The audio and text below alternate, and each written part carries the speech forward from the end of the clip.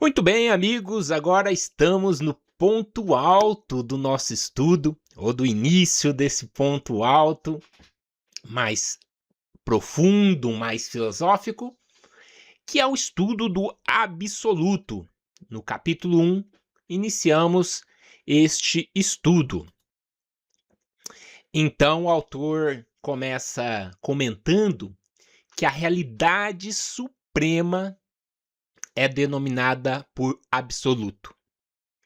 E ele não coloca, mas isso é óbvio. O que é a realidade suprema, o que é o absoluto? É Deus. É apenas um termo mais filosófico, mais místico barra oculto, oculto de ocultismo, né, de um estudo mais assim aprofundado, do que é Deus, o absoluto. É tudo, né? O absoluto dá a ideia de tudo, mas tudo num sentido assim mais profundo mesmo. Explico melhor. No sentido daquilo que está manifesto. O que é manifesto é tudo, né? Esse copo de água aqui está manifesto no plano físico, no entanto que ele é palpável, é observável pelos nossos sentidos, mas há coisas que não estão manifestadas, elas estão em estado de potência. Bom, isso vai ser detalhado justamente nesta aula, e então ele comenta que o absoluto existe no coração do universo manifestado, ou seja, é o core, é o núcleo da existência de tudo, né? Tanto aquilo que não está manifestado, como aquilo que está manifestado. E é extremamente complexo a gente falar sobre isso, porque isso está além da nossa, na realidade, da nossa capacidade, da nossa própria capacidade de raciocínio, de lógica, de entendimento. Porém, o autor, muito sabiamente, muito didaticamente, colocou um artefato que é chamado de metáfora, de analogia. Então, ele fez comparações com coisas que a gente entende para poder nos dar uma intuição, uma ideia, um conceito de algo que a gente não compreende. Claro que alguns filósofos até comentam que o metafísico não pode ser compreendido, ele é incognoscível, ele é inimaginável. Mas o autor bate na tecla de que sim, a gente pode ter uma intuição, uma leve compreensão, utilizando de nossa capacidade de abstração. Claro que isso necessita de um esforço, mas é necessário nos esforçarmos se quisermos evoluirmos, né? Se quisermos compreendermos as realidades últimas da existência, mesmo sem ter uma compreensão total. Ninguém tem uma compreensão total, mas podemos ter um vislumbre disto, não é mesmo? Então ele começa já abrindo o jogo e colocando isso logo no início do capítulo, que é inimaginável e incognoscível do ponto de vista do intelecto. Né? A consciência, inclusive, é claro, isso não é algo negativo. A consciência de nossa ignorância é o começo da sabedoria. Isso é algo profundamente, é claro, filosófico, até mesmo Sócrates já dizia, né? Só sei que nada sei. Então, admitir que não temos a capacidade de compreensão da totalidade é algo positivo, porque se você coloca ao contrário disso, aí começamos na questão dos dogmas, né? Adentramos um outro caminho. Então ele coloca que temos que, vamos dizer assim, apelar, né, para a nossa intuição, que também é uma capacidade humana, para podermos ter aí um relance, né, uma percepção, mesmo que mínima, né, já que estamos lidando com algo que é uma linguagem que está além do pensamento. Nós estamos lidando com algo que trata-se da base do universo, do qual fazemos parte e que não podemos escapar. Ele até coloca assim uma comparação, né? Do mesmo modo que, claro, o Sol não pode escapar do sistema solar, nós não podemos escapar do absoluto. E então vamos agora às metáforas muito bem colocadas do autor. Né? Metáfora é uma analogia, a gente pega algo que a gente conhece, uma imagem, um símbolo, para poder ter uma percepção de algo que a gente não teria como colocar em palavras. Ele faz isso muito didaticamente, não é à toa que ele foi professor por mais de 40 anos em curso de pós-graduação de Química, algo bem complexo. Então a gente vai, a partir disso, nós iremos compreender este caminho tomado pelo autor. Mas agora então eu vou passar a visão do ponto de vista de vocês para a minha tela. Vou alterar o ponteiro do mouse, vou colocar algumas figuras que criei, hoje já com auxílio da IA, né? Criei umas imagens e ficou muito mais didático e eu vou explicar então a diferença dessa questão, como é que funciona o absoluto, o manifesto do imanifesto, que é algo bem legal. Então vamos lá. Então este é o cursor do meu mouse, eu aumentei ele. E nós temos aqui nesta imagem, do lado esquerdo, o absoluto, e do lado direito, o manifesto. O manifesto e o não manifesto são dois estados opostos do ser. Ser aqui com S maiúsculo. A luz branca é o princípio gerador do absoluto. Então, um observador, neste ponto de vista, não teria a experiência das cores, ou seja, da multiplicidade de coisas que existem em nosso universo manifestado, né? Porém, o absoluto, ele não, portanto, o absoluto ele não tem conteúdo, né? Não tem, desse ponto de vista, não teria atributos, seria como, entre aspas, um vazio, uma não existência. Mas é aí que a coisa começa a bugar a nossa mente, porque o vazio, na realidade, ele tem tudo e tem nada.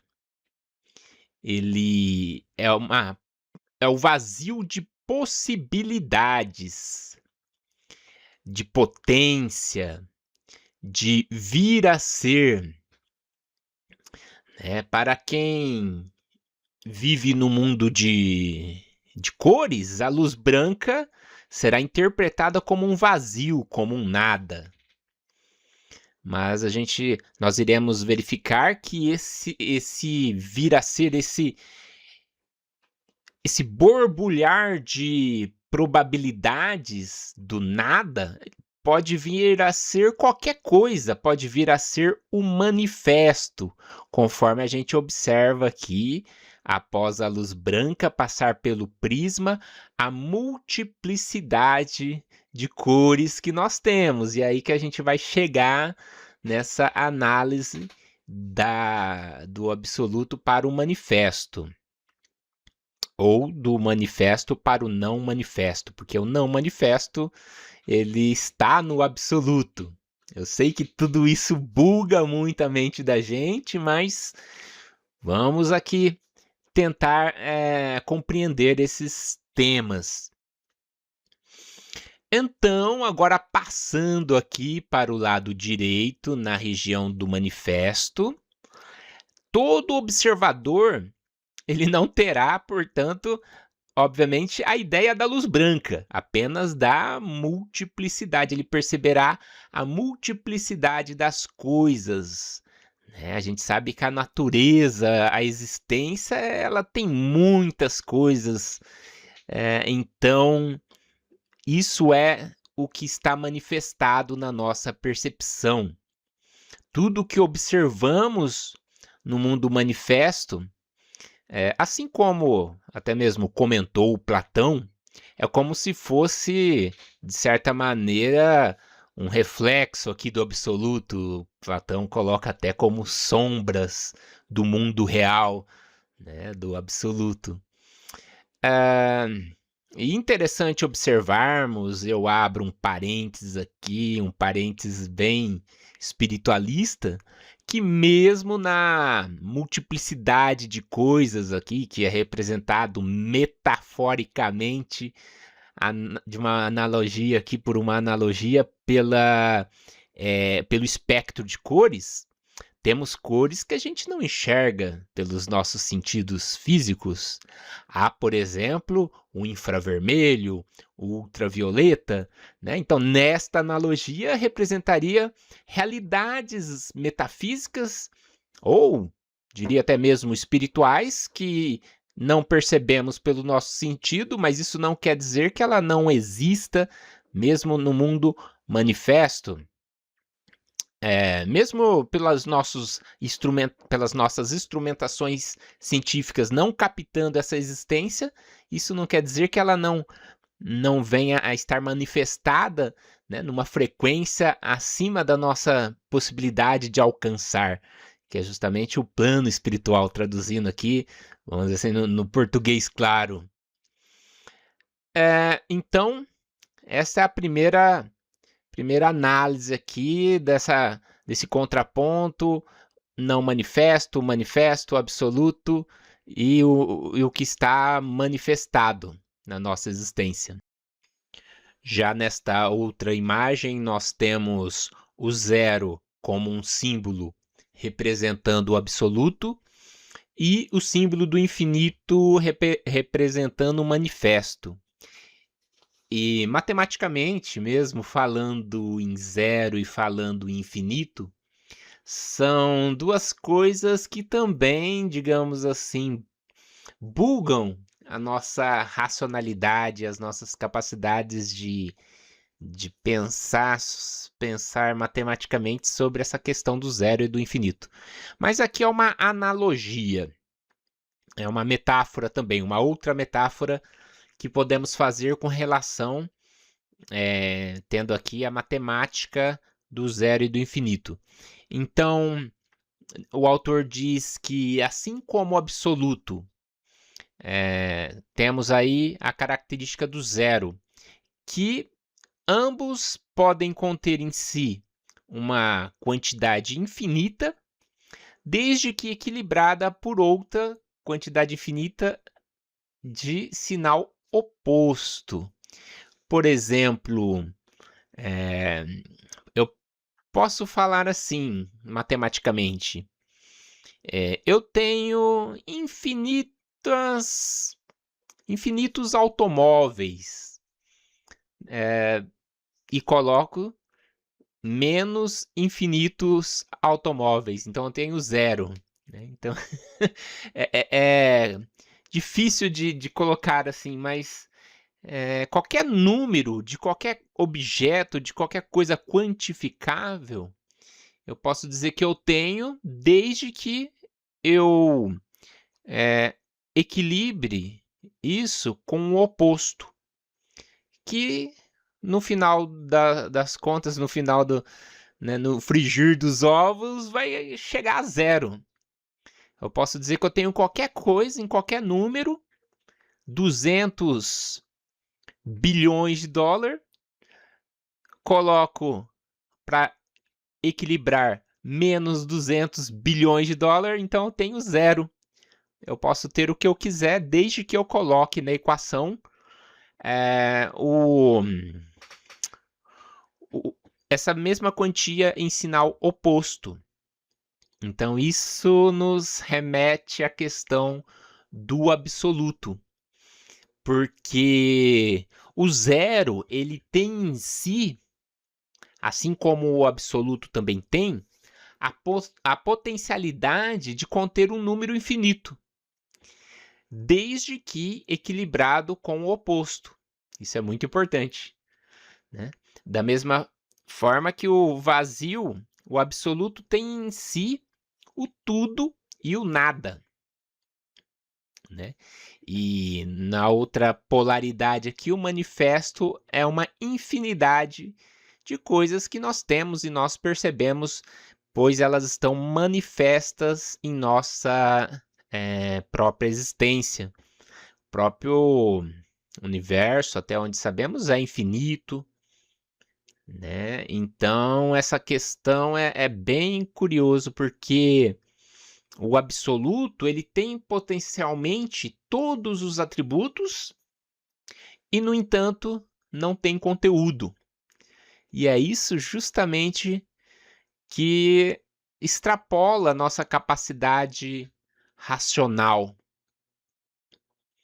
Então, colocando aqui uma conclusão, o universo tem origem no absoluto, Deus, e é uma expressão dele, né? O absoluto ele é uma combinação harmoniosa de todos os opostos possíveis. Isso é bem interessante, bem profundo, bem filosófico. Bom, o autor também colocou alguns versos que dizem respeito a este complexo tema, retirados lá do hinduísmo, para a gente perceber como é que é profundo, né, a cultura, a filosofia oriental, que diz o seguinte: move-se e não se move, em mais longe que o mais longínquo, está mais próximo que o mais próximo, está no interior de todo este universo e também fora desse tudo. Então, com isso, finalizamos este tema por hora, e agora vamos entrar numa continuidade, num assunto também bastante profundo, continuando falando sobre o conceito do absoluto. Agora o autor irá abordar a questão do ritmo cósmico, né? Então, é importante termos um período para digerir essas informações, para refletirmos, intuirmos, para que possamos ter um melhor aproveitamento deste estudo. Então vamos lá.